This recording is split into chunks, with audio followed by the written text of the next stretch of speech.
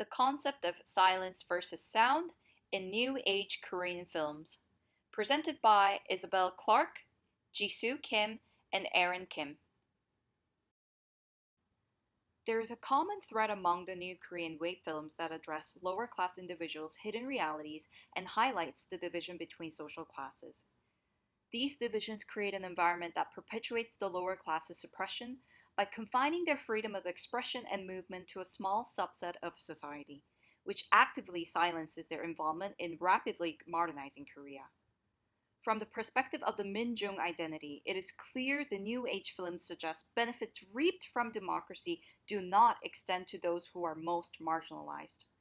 And we can see their dismissal through the theme of silence versus sound, an exact binary shared among Chilsoo and Monsu, Take Care of My Cat, and Save the Green Planet.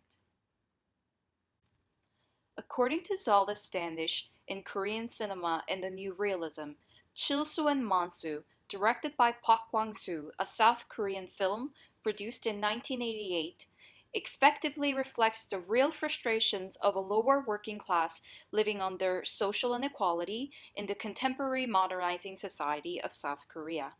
The movie highlights the daily struggles of Chilsoo and Monsu, who represent the ordinary men, the Minjung in Korea, living in the 80s, whose voices are silenced, ignored, or misunderstood throughout the film due to their lower social status in the process of democratization and modernizing capitalistic society of South Korea. In this particular scene, Mansu's place of shelter is introduced. The scene makes a shift from a very modern designed cafe where Gina in Chilsoo is having a pleasant conversation to the dusty attic room where Mansu shelters himself, creating a clear binary image of the modernizing society of South Korea versus the actual livelihood of the lower class people in reality.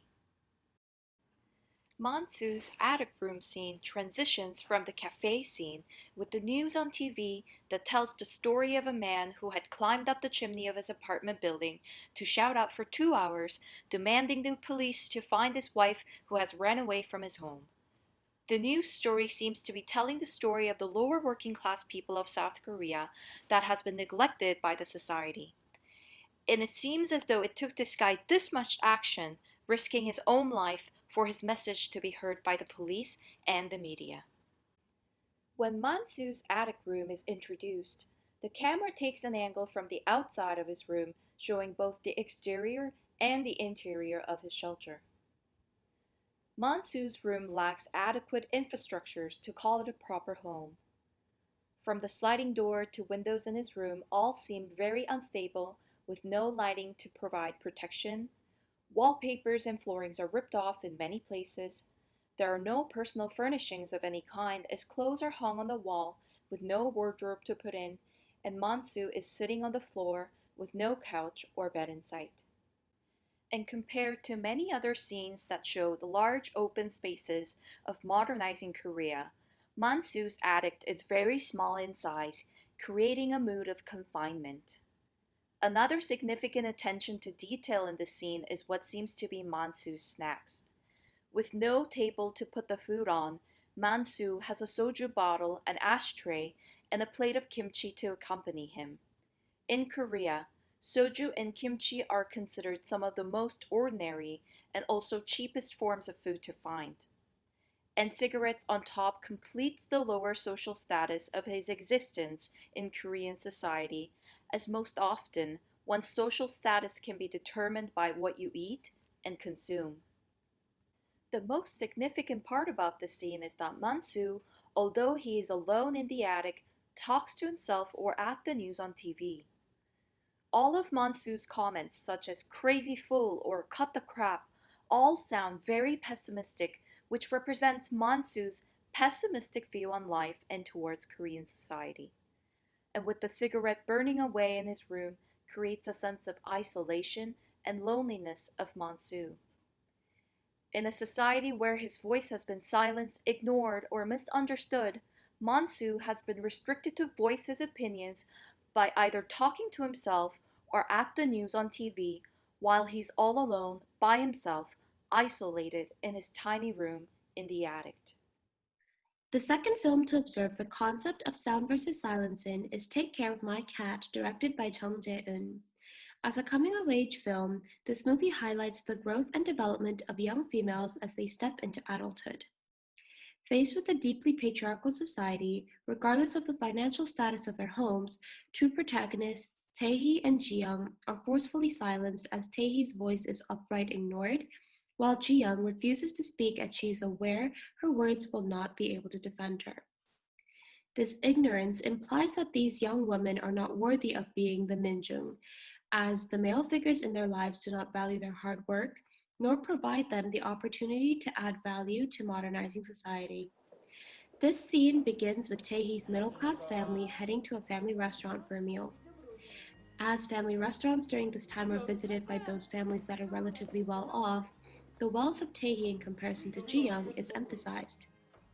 Taehee is the one who suggests a seat near the window. However, when her father chooses another area to sit at, the waitress automatically follows her father.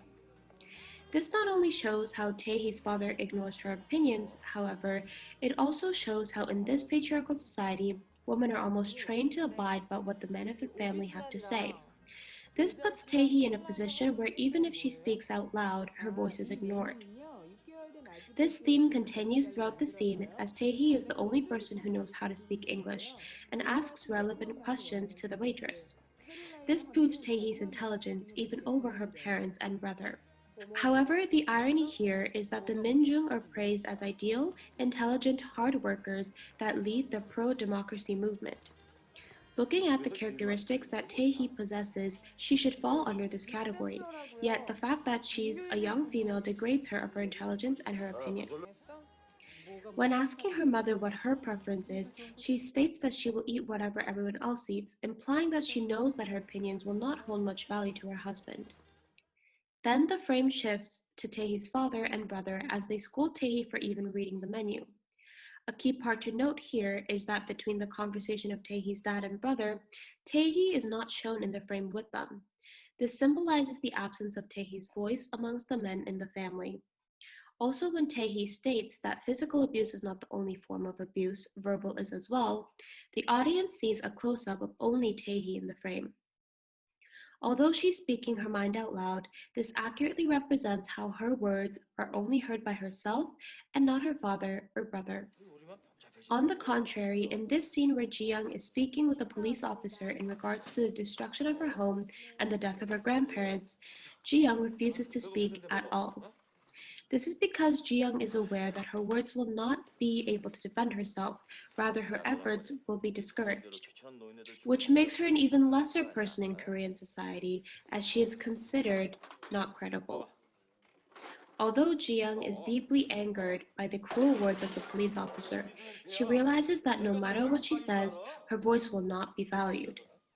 Thus, her decision to voluntarily silence herself came from the pressures of the patriarchal and socially divided Korean society. When her lawyer states, "No one can speak for you, understand?" the camera zooms into Ji-young's face as her face is in the shadows. She is looking down and breathing heavily. By her actions and her facial expressions, it is evident that her anger and want to fight for herself is lurking inside her. However, she chooses to be silent. At this point, it is made clear that Ji-young uses silence as a way to rebel against her cruel reality.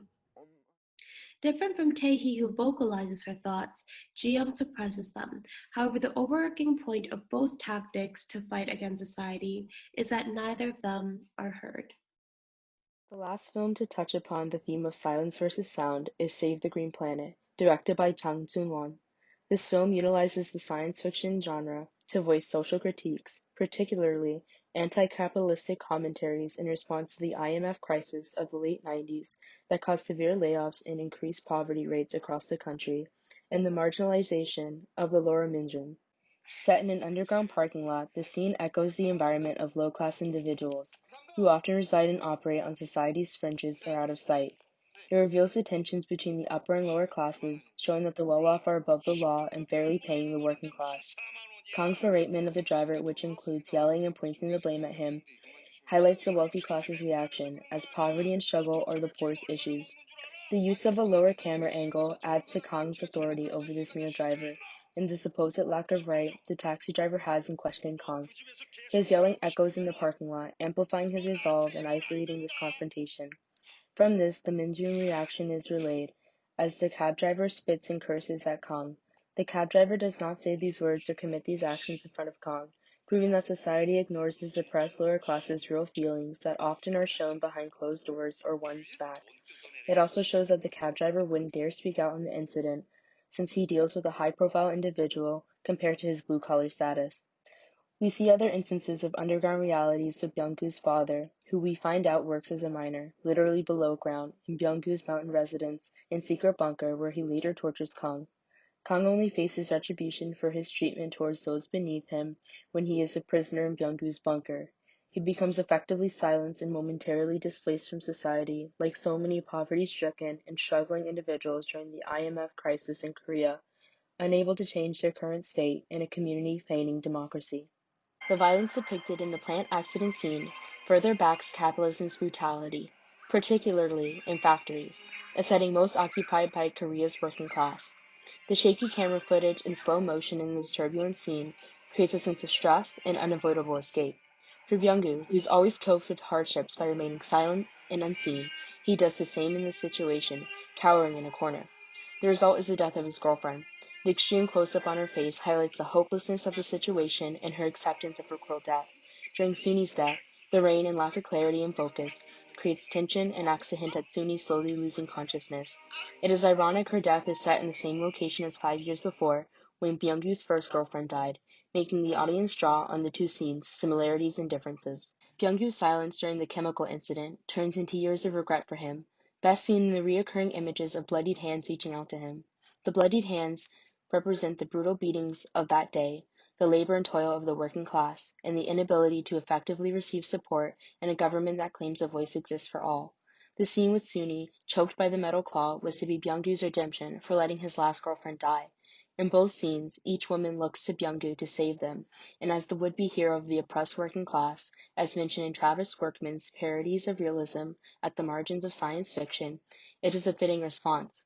Byung-gu, although deranged and disturbed, we can interpret him as the leader of the silenced working class that's too afraid to question the actions of the elite upper crop of society and the corporations and government structure that inhibit their behavior. In conclusion, the New Age films directly challenges Korea's deeply historical issue that prefers not to recognize the marginalized people of society, like the Minjun, who once received an elevated status during the pro-democratic movement, now face extreme poverty.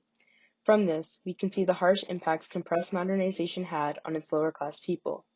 Under the introduction of realism in the New Age cinema and the concept of sound versus silence, we can represent the honest, hidden realities of the lower classes' voicelessness in Korean society. The New Age films have opened up a new space to take a more critical look at the social inequalities of Korean society and the real stories of ordinary people.